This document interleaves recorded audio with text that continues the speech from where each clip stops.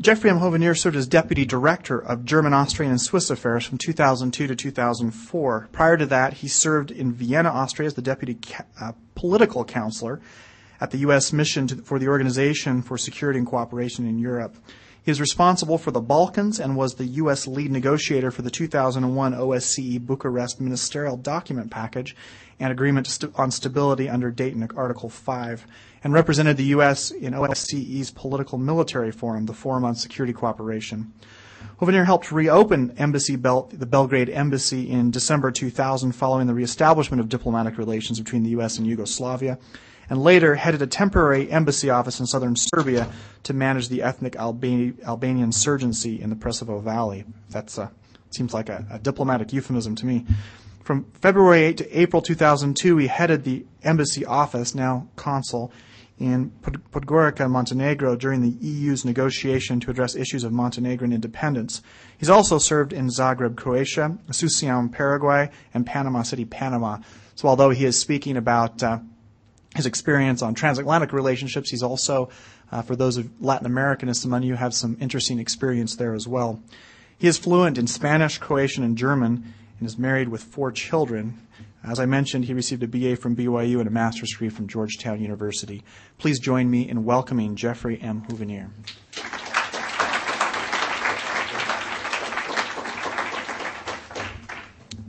Good afternoon. I'd like to thank Corey Leonard for his kind invitation to speak here today. This is really both a unique opportunity and an honor and a privilege. I hope you'll indulge me for just a minute before I talk about NATO and the transatlantic relationships with just a couple of autobiographical references.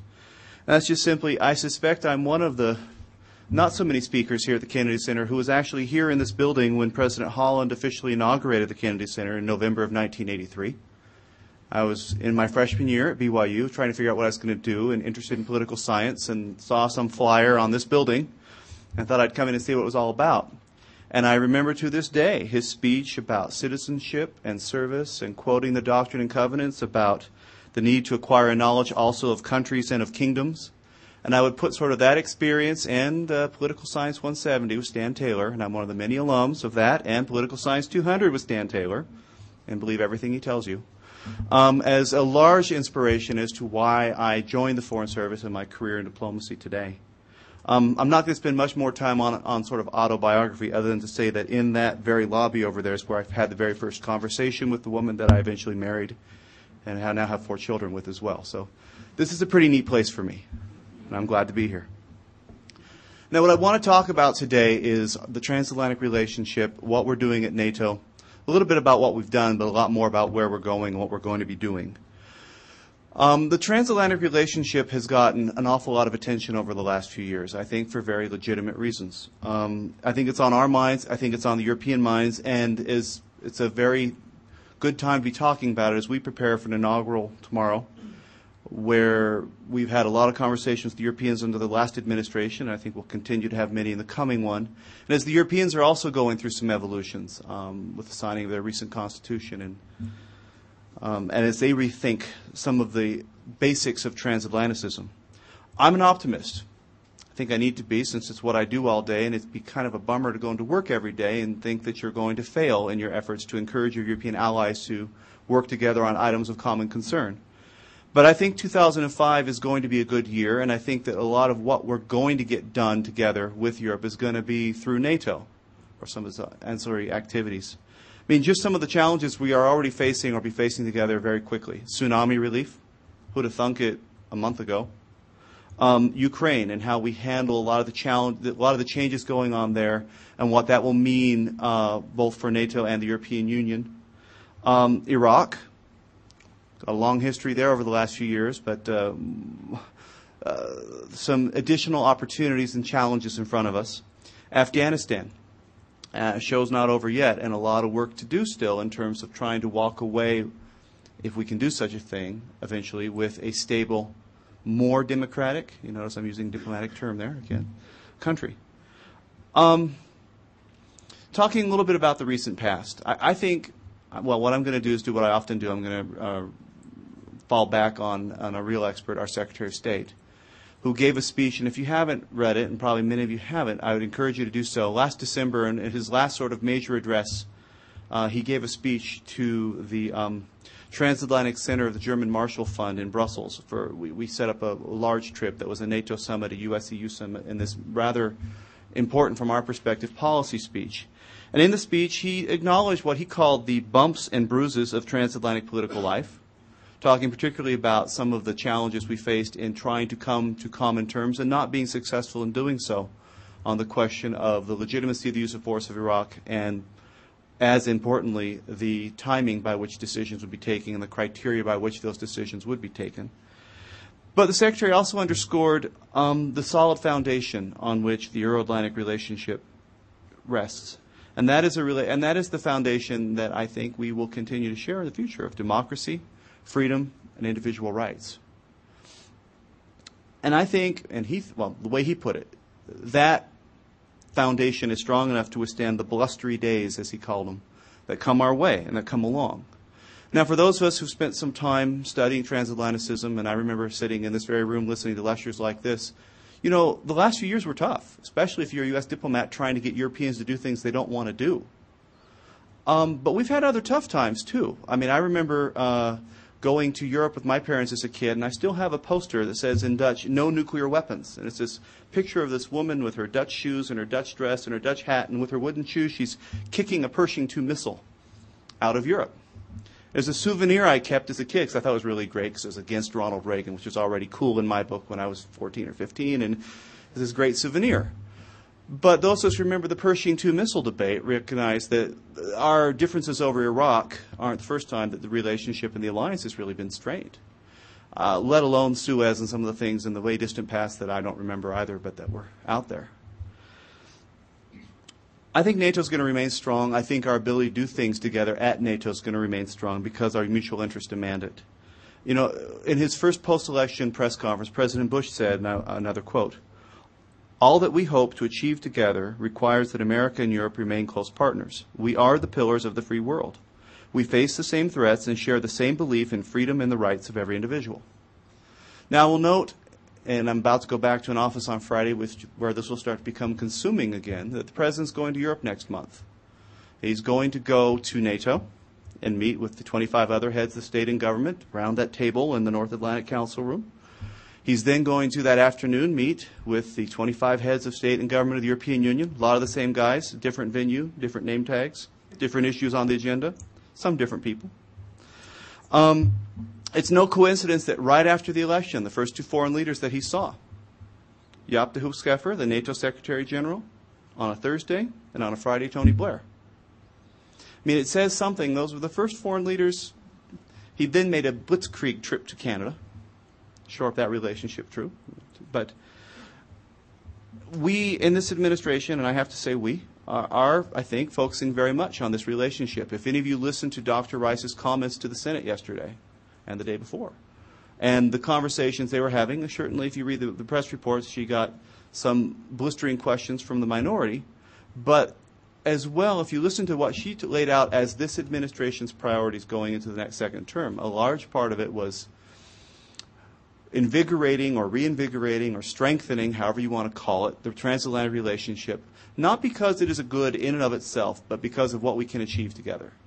And as I said, beginning this, I'm an optimist. I'm confident that President Bush is actually going to be focusing on building these relationships because of what it means for our ability to do things together. And I'm confident that Europe is also interested and committed to improving this relationship and working together to tackle some of the challenges before us.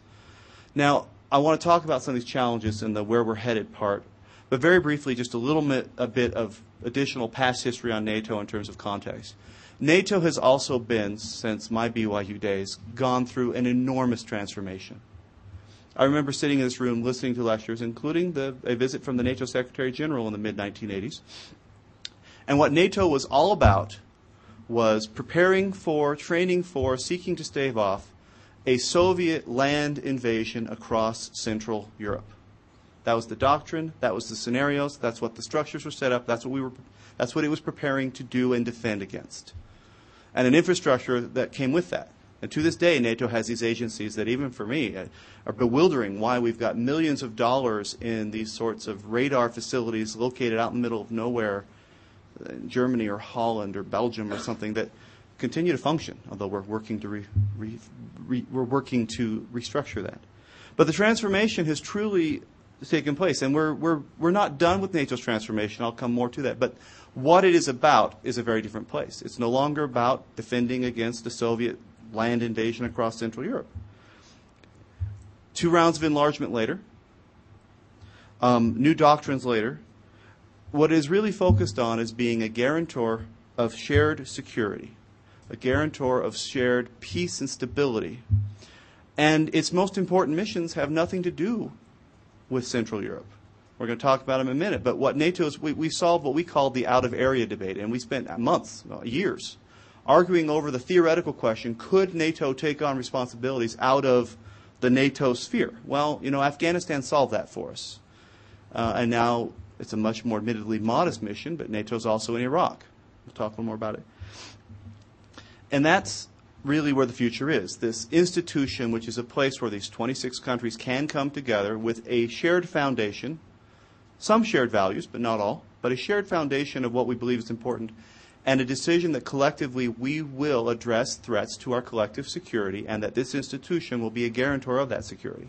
And that's a very different vision, and it has meant all kinds of changes in terms of what is important, how we structure ourselves, what the committee structures are like, what types of a military we want, what types of military capacities we want our allies to have.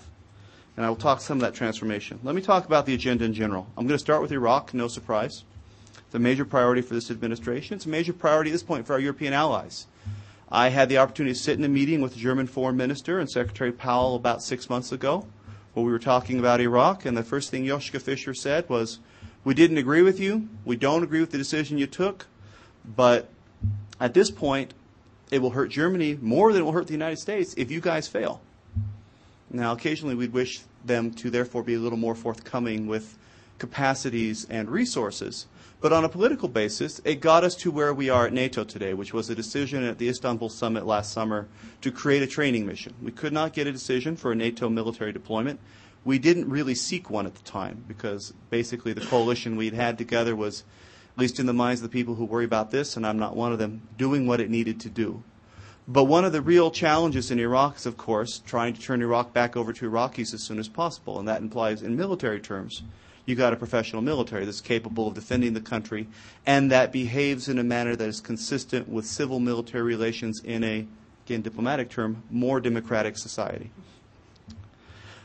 NATO, the alliance, has decided to take this on, and we took a decision at 26, including Germany, including France, to spend a lot of resources to set up a training facility, to identify the up-and-coming officers, to try to get them in these courses, and both the ones that NATO does writ large for allies and partners, but also specific courses and field training for the unique context that is contemporary Iraq, and carry out this mission. We took a decision at the foreign ministers meeting just a month ago, December 9th, to invigorate further that training, to devote more resources to it, to create a what is called a Center for Training Excellence, again, in a place called Al-Rustumiyah, which is not in the green zone, which is not in the protected area, which is south of Baghdad, where the Iraqi military will go, and they will be trained by Germans and Frenchmen and Americans and Canadians and Belgians and all the rest. Now, I won't lie to you and say it's all been smooth. Every single step of getting this training mission up, running, established, resourced, whether it's the question of what will the curriculum be, who's providing the curriculum, what type of financing arrangements do we come up with to pay for the renovation of the structure, who pays the salaries, where the translators come from, how many chauffeurs do we need to drive these guys around for force protection, has been an opportunity to further refine our negotiating skills with some of our allies. But we are there. We have a training mission, and it's training Iraqis. Longer term, I think we are being less ambitious about what we want NATO to do in Iraq right now, because about all the political market will bear, all that we will get past some of the more reluctant allies with regard to Iraq is training. But, again, going back to getting that piece right is a major step forward in terms of our longer-term strategy to eventually end up with Iraq that is turned back over to Iraqis. I worked the Balkans, and so I watched Bosnia, which is a much easier case, and we'll get to this in a minute, but it took us 9 years to hand that back over, and we didn't hand it over to Bosnians, we handed it over to the European Union. So we're in Iraq for a while, and I think there will be other opportunities for NATO beyond training in the future. Afghanistan. In Afghanistan, NATO is deployed, and deployed in a major way. I mean, there are basically two different military missions in Afghanistan. There's OEF, and then there's ISAF. ISAF is the NATO mission, the International Security Assistance Force. OEF is the coalition that actually waged the war.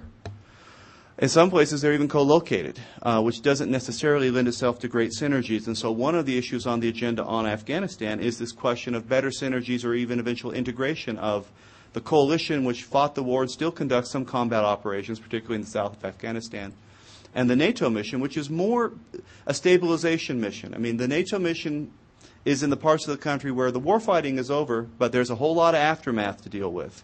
And it's creating an environment that is conducive to, again, let Afghans run their country, that creates the stability and security and the predictability necessary for, the local mayor to have a city council and to have things run, for the provincial governor to have a province that actually where he can sort of play some role in deciding about, water use or land rights or, you name it. We are working hard on this integration process. You will see, for those of you who like to follow European issues, next month on the 9th and 10th of February, meeting of NATO defense ministers in France, of all places. And in that meeting, the defense ministers will be discussing some of the options for how we get these two military missions to be more integrated. And also be discussing how we will be providing security, we NATO, for the spring parliamentary elections. NATO, a story that didn't get much press here, to a large extent provided the security for the past presidential elections, which Hamid Karzai won. We got to do it all over again. Another round of elections, and parliamentary elections are much more complicated and tricky because there's many more ballots, many more people, many more, each election is a separate little election in its own little legislative district. But again, NATO will be providing to a large extent the security for those elections. And again, you will see coming out of the defense ministers meeting both pledges and commitments and follow-up to an earlier commitment to do this. The Balkans. It's funny that I'm giving a speech on NATO and 25 minutes into it I finally get to a European environment. But again, that's where we are as an alliance nowadays. NATO still has a lot of work in the Balkans. Last December, for those of us who spent a lot of our times on the Dayton Accords, we hit one of those final milestones, which was the end of the NATO mission in Bosnia. S4, which was the stabilization force, which had replaced I4, which was the implementation force, which was the force set up to provide, to provide stability in Bosnia following the Dayton Accords and the peace agreement, finally ended 9 years later. I was on the ground in Croatia when they deployed and spent December of 1995 primarily working with the Croatian authorities on such exciting issues of transit rights for the U.S. military coming through Germany, whether we gave them the rights or not, or whether they got the rights or not, on their way to Bosnia.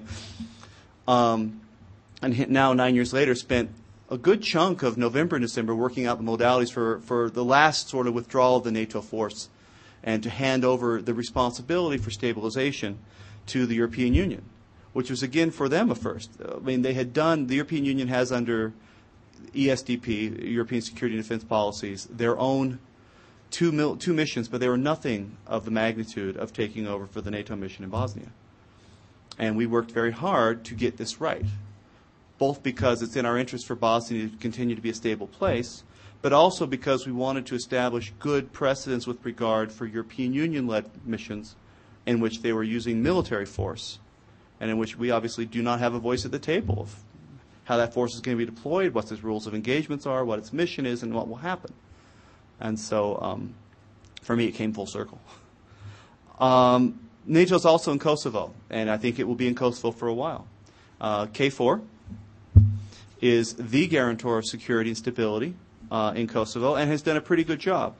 For those of you who are Balkans watchers, last March we did have an awful, I don't know how I would describe it other than major civil unrest breakout following basically two Albanian boys jumping into a river being threatened, they thought, by a group of Serbs, and then the Albanian backlash from that and civil unrest breaking out in Kosovo, in which then a lot of Albanians went on a rampage and began to destroy Serbian homes and institutions and churches, and then the Serbs began to respond, and we were back to some of the fun that you were talking about when you read my bio. NATO did not respond as well as we would have liked, and we learned that night that a lot of countries that had made their troops available to the NATO mission had put caveats on the use of their troops. As an example, the Austrian soldiers could patrol streets, but if civil unrest broke out, since they weren't necessarily trained for riot gear, they had to go back to their barracks. So we found ourselves, I'm not just picking on Austria. There was a lot of other countries that had these caveats too, and some of them were very specific. The Germans had rules that they could be involved in dealing with civil unrest in certain provinces, but not in others. And so the poor commander had to pull out this matrix of the 27 countries contributing to the NATO mission. What were the caveats they had, where they were located, and whether or not he could pull on his forces? Well, obviously, if you're a commander trying to respond to a crisis now, you don't want to spend a lot of time thinking, can I use the Austrians or do I need to go with the Czechs or whatever else? So we spent a lot of time since then, one of those lessons learned, in trying to get all the countries contributing to this military mission and any of the other NATO military missions to not impose these types of caveats. Might surprise you to know we don't have them. And actually that was a surprise to me because I expected we might. We generally get very twitchy, our commanders, if we're going to make our soldiers be under the command of an officer from another nationality, how they might be deployed. But believe it or not, when we make our troops available to NATO, we do not impose caveats. Now, we also have the out that the Supreme Allied Commander of Europe has been, since the day that NATO was established, and probably will be for the foreseeable future, an American who also happens to be the commander of all U.S. forces in Europe. Just coincidence, perhaps, but it works for us. Now, a couple things beyond the actual military missions. I've talked Iraq, I've talked Afghanistan, I've talked the Balkans, which is really where the meat and potatoes of NATO today is. But the other side is, and another sea change in the alliance, is the outreach it's doing to partners. You know, as I said earlier in the speech, NATO has expanded by 7 members since I last attended this august institution. And we will have more in the next few years. Croatia, Albania, and Macedonia are all in the membership action plan, and the end goal is NATO membership. Some are farther along than others in both having the military capacities acceptable to the alliance, but also, again, getting some of the value aspects I was talking earlier in the speech about right. And Ukraine, now that we've gone through this transition, is already quietly signaling its interest in a much closer relationship with NATO than it heretofore has. We have a very unique relationship with Russia, we being NATO. And it's grown out of a long history, but primarily the current NATO-Russia relationship is carried out through the auspices of an entity called the NATO-Russia Council. And it is really emerging as NATO's most important and powerful partner in the fight against terrorism. The Russians, say what you will about them, have a lot of capacity, and they're prepared to use it. And they care deeply about combating terrorism, as do we. Now, we face some challenges in getting some of the values at times, or some of the decisions about how we will collectively work together to combat terrorism, right? They sometimes see us to be a little more reluctant than they would like. We sometimes see them as being a little more aggressive than we might like. Can you tell I'm a diplomat? But in general, we're getting a lot done. We have talked the Russians into developing a brigade that will be fully interoperable with NATO to carry out peacekeeping activities with NATO. The Russians had deployed previously with NATO in Kosovo, although that didn't go as well as we had hoped, as some of you may recall. But in Bosnia where it did. We have Russian ships helping NATO patrol the Mediterranean in an operation called Operation Active Endeavor, which is looking for ships that might be carrying the sorts of things that terrorists might be interested in, like weapons of mass destruction, chemical and biological weapons in particular. We are working with them on civil emergency preparedness. So if something like a tsunami, although we aren't expecting it in the Med, but if some sort of natural disaster like that were to strike Europe, it wouldn't just be the Western European states, it wouldn't just be NATO that is responding. We would also have previously prepared modalities, communication networks, ways forward that include the Russians and all of their capacity. I talked a little bit about Ukraine. Suffice it to say, it's going to be a very time-consuming relationship also with NATO. There's something called the NATO-Ukraine Commission. It's also a unique NATO-Ukraine partnership. It has been a little moribund the last few years because, again, we had made a condition for further progress in a closer relationship with NATO, progress on some of the human rights issues and corruption issues where frankly there was not much progress being made in Ukraine over the last few years. But with the new regime and with the signals we're getting, we fully expect this will become a much more vigorous partnership, and we may very well find ourselves as active with Ukraine as we are with Russia now. Russia, is not necessarily expressing interest in a longer-term membership in NATO, although we would not necessarily have anything against it if they would go through the same NATO membership action plan like all the other allies. But to quote Shakespeare, there's the rub. Ukraine, I think is much more likely. That's just my personal guess, but I think it is not at all unreasonable it is not unexpected that you might see real work being done in possible Ukraine membership in NATO, certainly before the end of this decade. Finally, I want to talk a little bit about, ongoing NATO partnership as well is going on with all the states of Central Asia and the Caucasus. And again, every relationship is different, although we sort of do group them together. And then there are 5 affluent Western Europeans that are not members of NATO, but who are with us all the way on almost all these operations and are very close partners. And we particularly Finland and Sweden, who have forces in Kosovo with NATO, had forces in Bosnia with NATO, are contributing in Afghanistan with NATO. Austria as well, Switzerland to a lesser extent, but there, Ireland not much, but contributing financially to some of these operations, because they also see it as a guarantor of their security and stability. And that brings me to my last partnership I want to talk about, which is another growing more and more robust all the time, and that is the NATO outreach to the broader Middle East, or the greater Middle East, however you want to call it.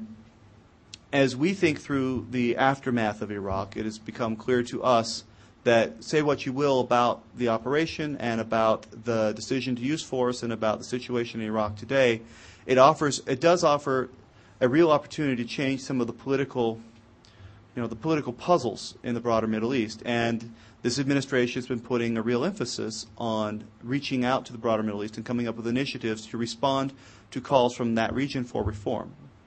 And there's a political piece and there's an economic piece which are being done elsewhere, and I just vaguely know they're going on. But there's a security piece to that, and that is working with those militaries and working with those institutions, those governments, to help those militaries, again, understand the nature of militaries and democratic society and civil-military relations in democratic society. Now, that is a long-term project. It is a long-term goal. But we are doing it through NATO. We created, and we, the U.S. government, don't have our own unique individual bilateral program to work with the military of Qatar or UAE, for example. We're doing it through NATO. We created at the Istanbul Summit last June something called the Istanbul Cooperation Initiative. And ICI, of course, got to have a NATO acronym, had to throw one in. I've been pretty good so far. ICI is our way of reaching out to get the security piece of this outreach to the broader Middle East right.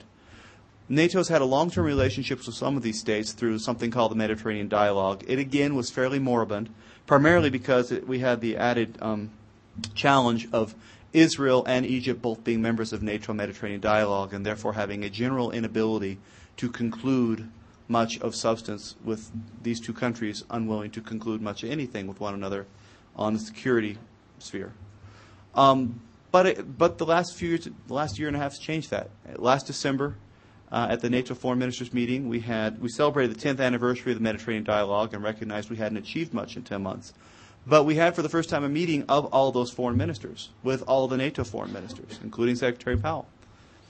And there was broad agreement in the room, including from the normal protagonists, that it's time for this relationship to qualitatively and quantitatively improve.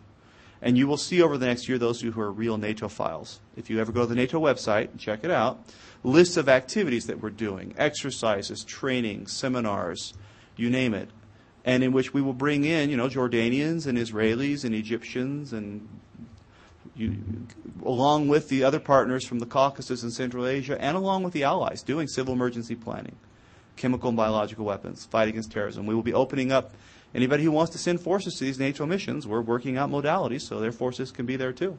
And we're actually getting expressions of interest from some. So that leads me to my last point, and that is the continued transformation of NATO. I've given you what I would perceive to be a lot of good news. The things we're doing as an alliance and to some extent why it matters for you. Now here's a little bit of the bad news. The alliance has gone through a substantial transformation, and we think we've got the theoretical pieces about right. It's going to continue to evolve, but it's about out-of-area operations. It's about responding to the threats of the 21st century by having more agile, flexible fighting forces. It's about getting these values right, but it's also about actually being able to deploy outside of Europe. That's where the threat is. And that's where all the NATO action is, except for the Balkans, which we hope slowly we will be able to disengage a little more, leaving a secure environment behind us. We've worked hard to get those pieces right, too, and NATO has established something called the Alliance Transformation Command in Norfolk, Virginia, replacing the old SAC Lance Command for those of you who are real NATO files. We've done a lot to plug the Europeans in some of our cutting-edge technology and doctrines. We've created a new chemical, biological, and nuclear defense battalion that's, a NATO battalion. And we built a NATO response force, which gives us the ability to deploy our troops rapidly within days. A NATO mission, and within, the first forces can be there within something like 4 to 5 days to perform any mission, hostage rescue, humanitarian relief, response to a terrorist attack, in any part of the globe. But, here's the big but, for NATO to continue to project its forces outside of Europe, where we think they're increasingly needed, for these forces to have the speed, mobility, and this sort of global reach, we just don't, our European allies are, with a couple happy exceptions, just simply not developing the capabilities they need to do that. And we're spending a lot of our times. Everybody agrees with the theory, but when it comes time to actually do this, it's expensive. And we're having a very difficult time getting our European allies to spend what we believe they need to spend to have the capabilities that we've all agreed we need to have. Let me give you a couple of examples. The majority of the allies spend well below an agreed NATO standard of 2% of our GDP on defense. While the U.S. is going to spend over $400 billion on defense this year, we think, the other 25 allies are going to spend combined about half of that. One of the things we've been working with European allies to do is to get certain countries to develop certain niche capabilities. So they don't have to do it all. They can do some of it, but the some they do, they can do well. The Czechs have signed up. They've been putting particular emphasis on chemical, biological, and nuclear response. And it's a key role, and we welcome it. And if they don't want to necessarily be part of the NATO infantry, it's okay.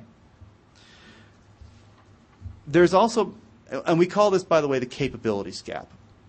And it's growing. It's not decreasing. We are becoming more and more capable, and they are becoming less and less. And it is an ongoing political dialogue that is, quite frankly, not bearing much fruit. The other aspect is something we would call the usability gap. Even when the European militaries have what they perceive to be, or what they tell us are capable forces, capable units, units that can be quickly deployed agilely to other parts of the globe to join in a NATO military operation, you've got to actually be able to use them.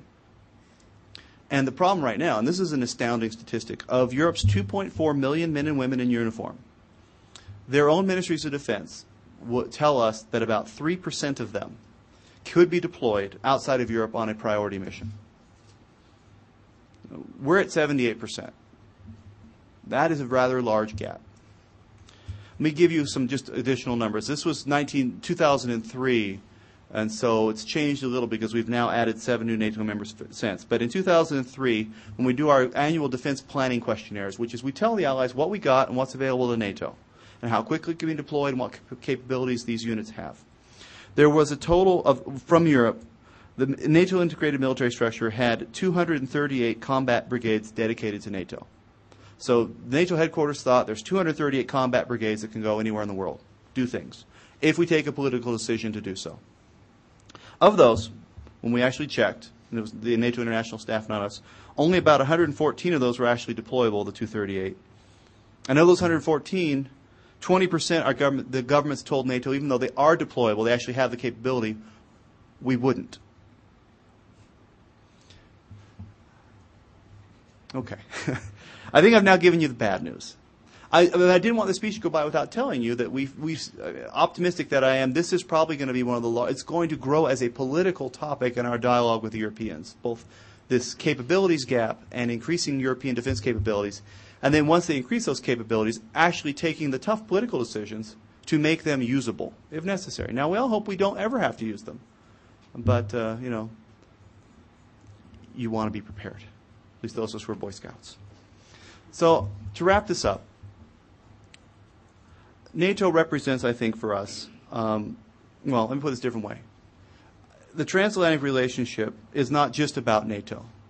And some of you I know are in courses where you were talking about the European Union and hopefully even the OSCE and lots of other institutions that are out there that do help us improve ties with our European partners, but more importantly, less than sort of the relationships, allow us to achieve things together.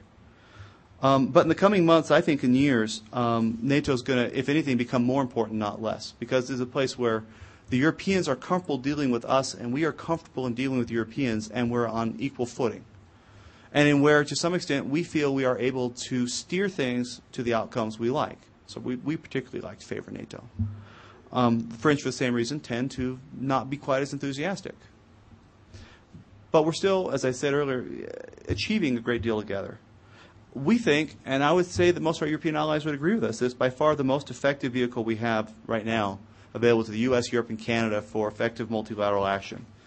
I would view it, committed transatlanticist that I am, as the core of this transatlantic, certainly the transatlantic security relationship and the foundation of the broader transatlantic relationship. It offers the only venue where day-to-day we and our European allies work together to confront the major security issues on the agenda. And as I said, it also brings us together with a lot of other countries who are interested in dealing with us on these terms. Russia, Ukraine, Central Asia, Caucasus, and now more and more countries of the Middle East. I mean, President Kennedy referred to NATO once a long time ago as the watchman on the walls of world freedom. And I would argue that holds as much today as it did in the 1960s when he said that. I remain optimistic. It's an awful lot of fun to work on it. And I look forward to taking, for about 5 minutes is all, I guess, any questions you might have. Thank you.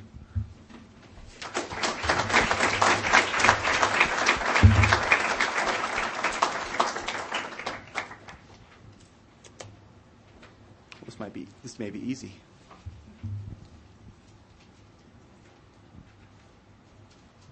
One question up here, but they want you to use the mic, so. What exactly? Is it on? What exactly are the capabilities that the European countries have to develop to be able to deploy more worldwide?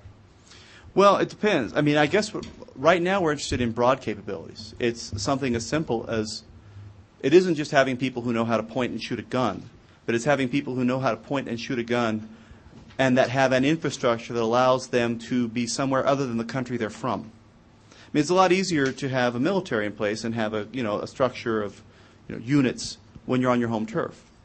But being deployable, being able to leave France and go to Congo and set up shop and carry out combat operations or stabilization operations. It implies infrastructure, it implies logistics, it implies, having all kinds of things. And so it's a combination of equipment, it's a combination of training, but it's more than anything, it's lift and logistics. Now, we're the world leaders on that lift part, on actually moving things. We're the world leaders on intelligence and being able to share that intelligence with militaries to conduct their missions. And we're reasonably comfortable on the intelligence side, and we've worked out very good modalities at NATO that there isn't much need for more capability there, although if the Europeans want it, more power to them. But even on the simple thing of taking a group of soldiers and plopping them down somewhere else, we're light years ahead of our allies. And we can't constantly be the ones who move them to the missions that they want to carry out. Any more questions? In the back. Go ahead, Tom. Yes. NATO was founded on the common ground of, like you talked about earlier, of Russia, our common interest of protecting ourselves against Russia, and now that after 9/11 we move towards defending ourselves from individual terrorists. Do you see the European Union's their lack of perceived threat as the reason of their reluctance to cooperate on those measures in Iraq? I think Iraq's a different case, but let me go back to terrorism for a minute first. I would argue, and this is now me personally, I would argue that there's a shared commitment to combating terrorism with Europe. But I would argue there's a difference in the perception of threat of terrorism with Europe, if that makes sense. I mean, I'll give you a good example. Shortly after September 11th, for the first time in the history of NATO, first time in the history of the North Atlantic Treaty Organization, Article 5, the collective security piece of the alliance, which says an attack on Bismarck, North Dakota is the same as an attack on Paris, France, and we're all in this together sort of thing, was invoked. It was invoked, and the alliance sent a clear signal that this attack on New York and Washington is an attack on all of us, and it isn't just rhetorical. We, the allies, stand ready to make our militaries available to combat terrorism.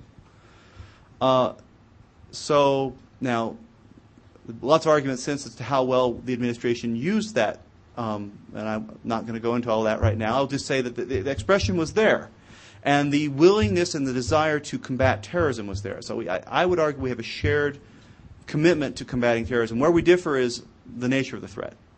Where we differ clearly is and some of the modalities for how one combats that threat. Some parts are easy, and the easy parts we do well. I mean, there isn't a lot of angst at NATO headquarters for some of the ongoing combat operations in Afghanistan.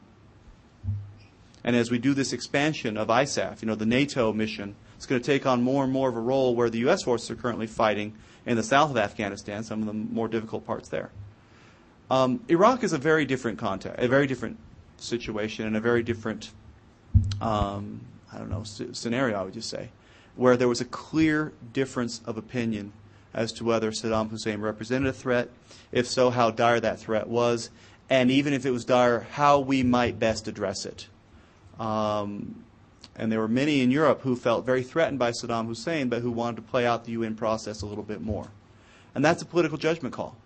And, our duly elected leaders made their judgment and made it knowing, I think, full well the consequences of taking that decision at that time and what it would mean with regard to our ability to have support from allies. Now, say what you will about the French and Germans, they have been consistent. They let us know their concerns early on. They've reiterated their concerns every opportunity, and they continue to do so. Where we are in our minds, at least in the State Department, is spending less time on where we were and why we got there and what happened. But what is it we need to get done now, where, again, we have a shared interest in a stable democratic Iraq, and what might we do together? And we are making, admittedly modest, but real progress. I saw another question there. But it's almost 10-2, so. With what you're talking about NATO expanding its interests beyond Eastern Europe and Central Europe, do you think that there's any chance of NATO expanding its interests into Latin America and Africa as far as non-threats go, like not necessarily a threat to maybe United States or NATO interests, but to something like the idea of democracy? What we're doing, what NATO is doing right now is building partnerships. The current focus has been still traditionally areas of greater interest to the Europeans. So it's the Caucasus and Central Asia. It's more and more the broader Middle East.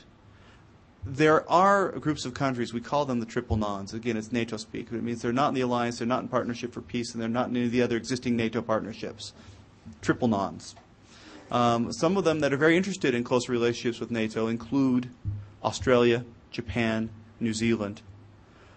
And we as the alliance is perfectly prepared to build a closer relationship, to do joint activities with, to share experiences with any country that comes to it. But up until now, the alliance has been more of the recipient mode and let them be the demandeurs. I'm not aware of many expressions of interest other than from Argentina, and it was from Argentina at a time when the shared values piece wasn't quite right. But the alliance has continually reiterated its willingness and its interest. I think I've got to close because it's 10-1 and a number of you have classes to go to. But I will, if anybody has any individual questions, I'll still be here for a little while. And for those who are interested in a career in the Foreign Service, please do come see us at 4 o'clock. Thank you very much.